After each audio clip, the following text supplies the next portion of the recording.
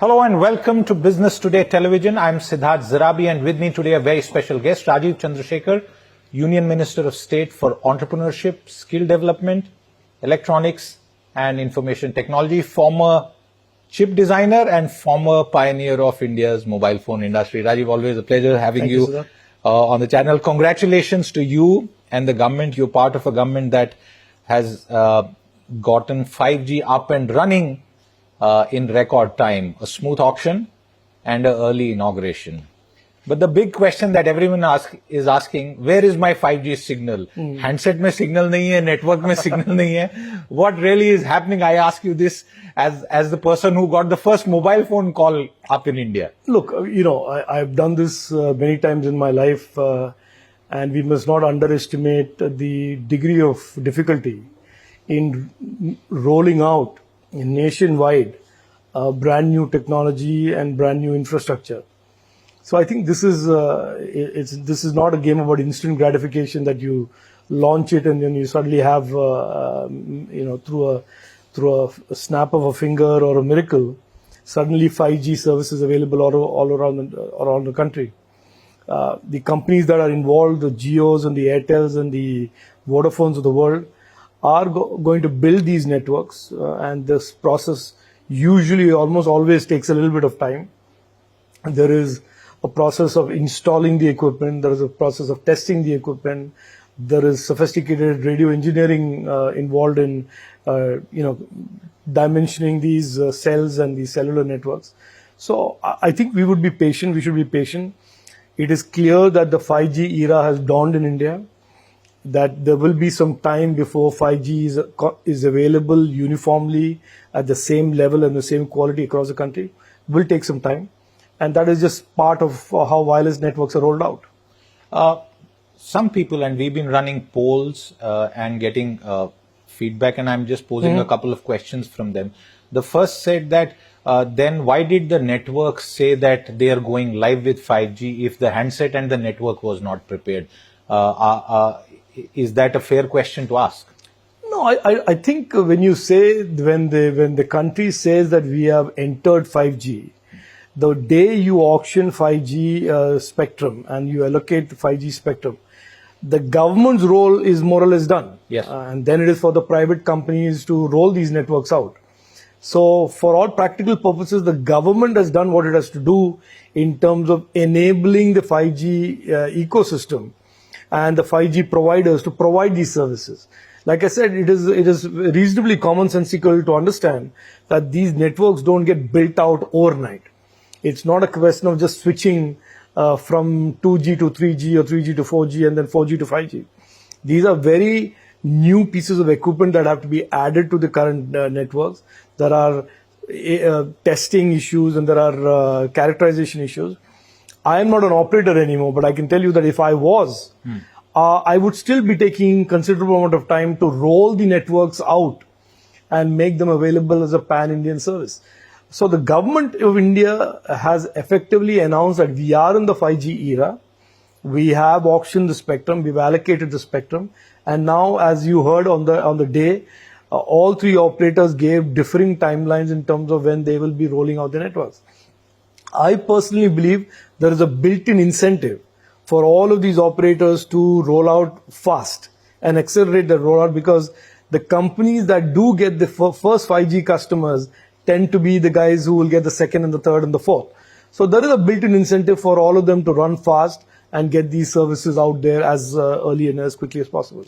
Another question that is being asked by most people is that why did the operators, perhaps not directly, the impression that got created was 5G Diwali hone wali hai. Because those were the announcement in some ways. So these questions are better posed to the operators, not to me. We are trying, I can and frankly, I, as a minister in METI, my limited or my deep interest in 5G arises from the innovation ecosystem the 5G catalyzes, and the fact that the internet teledensity, the internet penetration, will also get an accelerated view. Because I really want you to tell our viewers two more points, but before I go there, another element. The networks are doing what they have to do. But I find it a little strange that Apple says that they can release a software patch only in December. Samsung says it can do so by November. Were they caught unprepared? Didn't they believe that India would pull off a quick 5G auction? Again, I think that question is better posed to Apple and Samsung. But I think that maybe we have basically exceeded expectations of countries that were looking at this rollout being slightly further into the future. And maybe that is the case that Apple and Samsung are responding as they have. But again, from my knowledge and experience of the telecom sector, I think the expectation that a new technology, once the auction is complete and the spectrum is allocated, in a matter of 15 days, will turn on live service is a bit unrealistic, to put it very politely. Since you're asking the question, I have to be polite. But to understand that this is a network rollout, and a rollout of this kind of scale and magnitude and of a new technology does take time. So perhaps the Apples and the Samsungs were taken aback by the speed at which we have moved. The conventional wisdom was that you have a delay for a spectrum auction, and then you have an extraordinary amount of delay before the spectrum is allocation. Yes. So nobody probably understood that this is new India, and all of these things happen fut. And it is quite possible. Don't move at the old pace. Yeah. So it is quite possible that the device companies were a little taken aback by the speed at which India has moved and the speed at which new India is moving. But that is the new normal, that the government moves very fast under Prime Minister Narendra Modi ji. We make it very, very much our business to enable the private sector and the startup ecosystems to do their thing as quickly as possible. In the mid-90s, when you started building out what was then the finest mobile network in Mumbai, I remember we used to go around, and those complexities of rolling out networks are technically aside. But for the average Indian, the young man, the globally, we surf a lot. Mobile internet is very, very popular. What will 5G mean? As a technologist and a network builder? Look, I've said this and I have waxed eloquent about 5G because I'm very excited by it. I'm not as a minister or not as a politician, but as somebody who has seen the evolution of the Indian wireless ecosystem. I am very excited by it for many reasons. One is, of course, that this is going to be really a faster wireless technology. So what we experience today, we will experience faster. The latency, the resilience, the availability, all of that is going to be a much different level of experience compared to 4G. So that's number one. Number two, as I've said again in the past, that 5G represents the fifth generation of person-to-person communication. But really it is the first generation of something that is going to deeply transform the internet as we know it, which is machine to person, person to machine, machine to machine. And so we are going to see an internet which we thought of as multiple machines and multiple people sort of embedded on the internet, now to go smaller and smaller form factor machines, sensors, IoT devices, all throwing out data and information, increasing the complexity, the diversity, and the breadth and scale of what we know as the internet. So on that we are moving to a new era, and I keep saying to people that 5G is almost the first step to the future of the wireless internet.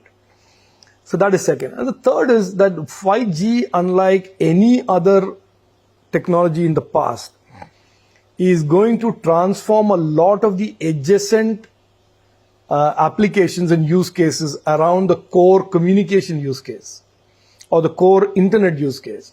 Agriculture, education, health, all of these areas are going to see deep Industry 4.0, manufacturing, are going to see deep tectonic structural changes because of applications and sensors that sit on the 5G network. So in a lot of ways, we are moving to a new world of a new complex internet where it is not just Siddharth and me sending WhatsApp messages to each other as we have for a very long thought of the internet. It is going to be all kinds of sensors sending messages to you, all kinds of messages going out from sensors to other people. So there is I can't properly, and I've tried this in the past when people have asked me, I've properly tried to communicate how excited and how exciting this opportunity is. But I think it's very difficult to communicate in words, but except to say that, if you thought that the internet that you experienced so far was great, you ain't seen nothing yet. You ain't seen nothing yet. And the first generation of mobile networks taught Indians that they could talk. Of course, until calling party phase happened in November 2003, Rajeev led that movement. That was also a BJP movement. And then we really started talking. Then SMS, then WhatsApp. If I could, before we move on, what's the 5G key driver app going to be? Because I don't think anybody should even pretend that they can predict this. And I think the Prime Minister has called the next decade India's decade. And I truly believe it is going to be India's decade. And what innovations will drive the India decade today? Could it be from space? Could it be semiconductor, AI, blockchain, super high performance computing on the edge? What is it? Where will the big ideas come from? Where will be the big disruptive ideas? I think it is safe to assume there will be these big disruptions, but where that idea is going to come from and what the idea is, I think we should better leave it to a 16-year-old today who's hunched over a machine and is hacking his way, into the future. They know better, and they aren't sharing that idea just yet, because they will do so at the right time when they start a startup and start a venture. But there is a lot of deep knowledge about trends. There is a lot of deep knowledge about emerging technologies amongst our young Indians that are frankly just amazing and very, very deeply impressive. Missed Call was an innovation that came from India, and I guess there will be innovations, not perhaps of a similar kind. But let's move on from here. Just a few days ago, I met the Qualcomm boss. He was in India. Right. And one of the interesting things that he spoke about was the fact that this global semiconductor shortage seems to be easing. What's your sense? Because I've realized that semiconductors have now moved outside of drawing rooms to other people. They're saying, "Gaadi delay ho gayi, semiconductor issue." No, so I think our semiconductor ambitions and our vision and our goal of our Prime Minister was never aimed at the short-term issues of the supply chain disruptions of 2020, 2021 on semiconductors and electronics. So that was not our play at all. The Honorable Prime Minister's vision of semiconductors is a much more deeper view, which he articulated in February 2022 at the World Economic Forum. He understood in 2021 that the global value chains, the supply chains around electronics and semiconductors are shifting. And into those supply chains, a new ask from the consuming nations of the world was emerging. The ask is of trusted value chains, trusted supply chains. And I think India's position is a position that addresses the need for the world to have trusted value chains in electronics and semiconductors. We have established over the last 2 decades that we are trusted partners in most things technology services. We are now demonstrating in the last 4 years our serious momentum in electronics manufacturing. And as you know, just in the month of September, the first time in the history of India, we have exported $1 billion of electronics in 1 month alone. 1 month. In September 2022. Wow. So our momentum on that, and we want to get to $300 billion in 2025. That's a target the Honorable Prime Minister has given us, of which $120 billion will be exports. Just understand this, that in 2014, we had 0 exports in electronics, and in 2025, we will do 120 billion. In 2014, we imported 90% of all handsets made in India, and in 2022, we manufactured 97% of our handsets consumed in India. That is, in a sense, fueling our ambition and making us reimagine our future. So in that context, semiconductor manufacture, semiconductor design, innovation, and the company you mentioned, Qualcomm, recently celebrated its 100th device design in India, the 100th tape out of devices that they have designed in India. So if Qualcomm is doing it and other companies like Intel, AMD, and so many other companies in the country are doing it, I think there is a strong argument that that momentum, that talent can be now harnessed to creating a significant presence for India in the global value chains of semiconductors, in manufacturing, in testing, and designing devices of the future. So that is where we are. That is our position. That is our sweet spot. And it is not in competition to the US or Europe or Japan or Korea. I think we have identified our own destiny and journey, and it is a journey that we will certainly be fulfilling over the coming years. There have been headline-grabbing investment announcements by Intel, for example, in the United States, and there is now a local semiconductor push in the most advanced economies. We've also had a Vedanta announcement. Where does that part of the specific effort, which you yourself have been involved in, stand today? Would it be fair to say that we are perhaps moving a little slower than public expectation? No. Again, like I said, 2014, we were nothing in electronics. And today we are fast emerging as a credible alternate to the traditional basis of manufacturing electronics. And we have an ambition of $300 billion in 2025. We are at $80 billion today. It took us 6 years to reach here. So semiconductors ecosystem doesn't get built overnight. It is a direction that Prime Minister has embarked our nation on. It is planning for the future. It is planning for India's decade. And therefore, I will certainly go out on a limb today and tell you that over the next 3-4 years, you will see that India is slowly but surely emerging.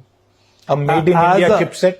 As a participant in the semiconductor manufacturing ecosystem of the world, as well as certainly design innovations coming from India, that the next generation of devices will be either co-developed by Indian startups or developed by Indian startups. And there are literally hundreds of semiconductor designers of Indian origin, including the best, and many of those names are part of semiconductor folklore.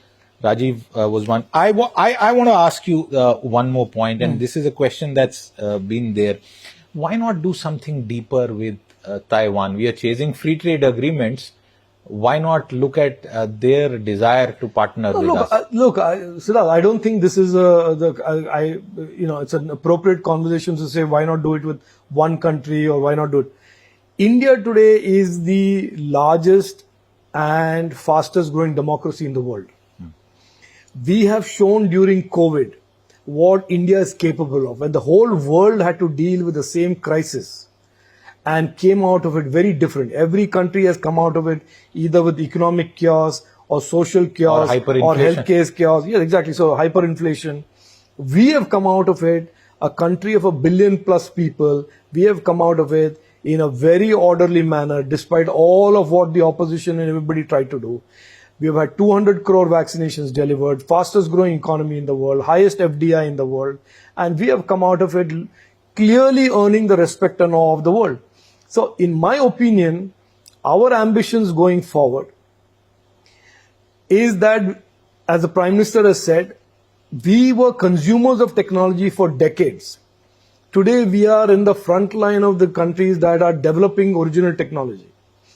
So we will, going forward, work with like-minded nations, countries of the same value systems, and help shape the future of technology. What will the future of the internet look like? It is clear that countries like India, which have the largest connected nation in the world, largest connected democracy in the world, will have a voice in how the future of the internet will be. We are going to be one of the fastest digitizing, biggest digital markets in the world. We will certainly be amongst the frontline nations that will deal with what will be the technology trends of the future in terms of products or devices. But it will be all partnership. India, Taiwan, India, Japan, India, USA, India, Israel. We have deep relationships, India, UAE. We have deep relationships with almost every country today that is a participant in the current tech ecosystem and will be participants and or leading the future tech ecosystem. So those are partnership models that the Prime Minister has spoken about repeatedly, that the future is really about trusted partnerships. The technology landscape will be drawn by countries who share trust and have the same values and therefore shape a better technological landscape for all their citizens. And unlike our neighbor, scientists of Indian origin won't get sanctioned. But since you spoke about the largest connected democracy, and one of the other things really is the amount of social media users, all foreign platforms.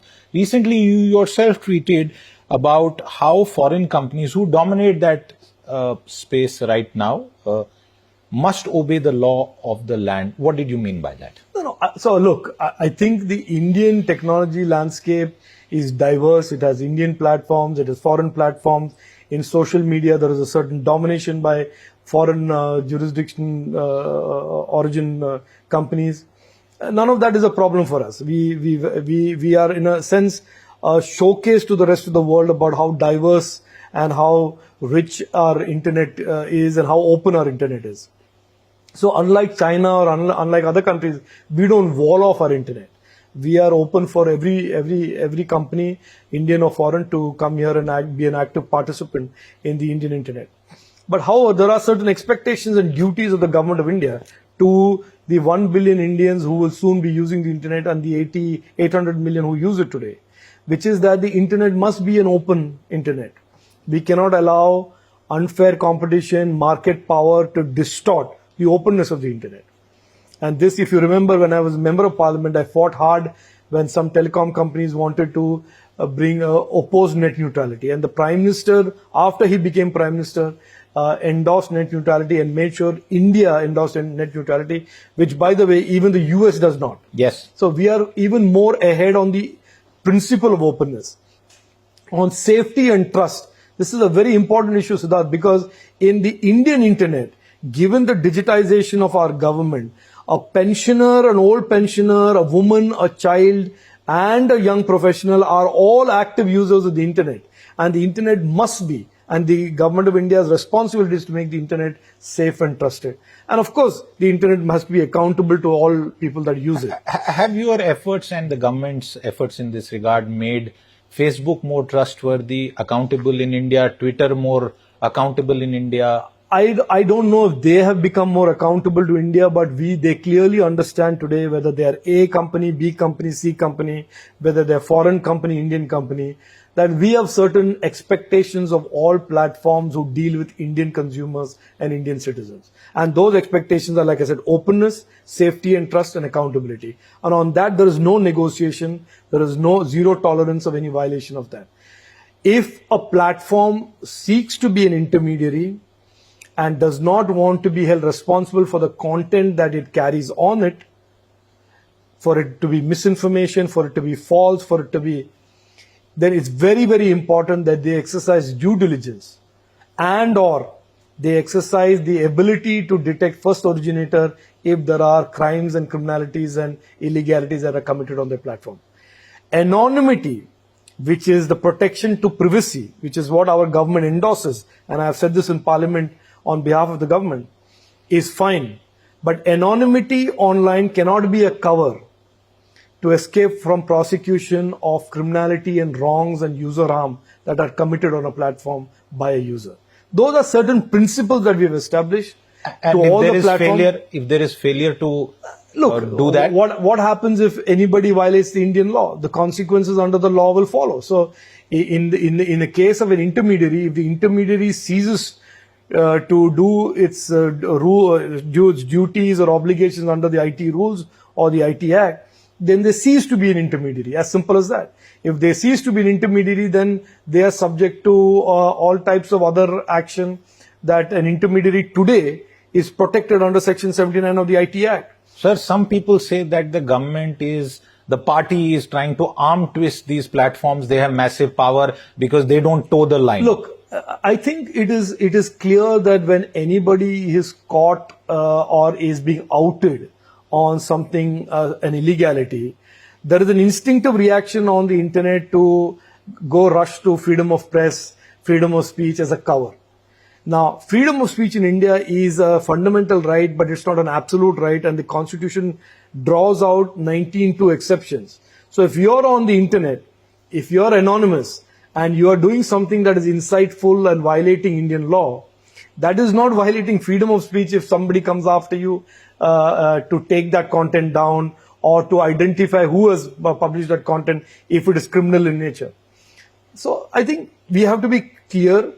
There is a larger responsibility that the government of the day, and indeed civil society in turn, has to larger duty that we have, obligation that we have to make the internet a safe and trusted place for all those, including the youngsters who are using the internet for edutech and education and all that, that it is not a place where misinformation flourishes, incitement is the norm, doxing, gaslighting, bullying is acceptable and okay, fake news is okay, criminality is okay.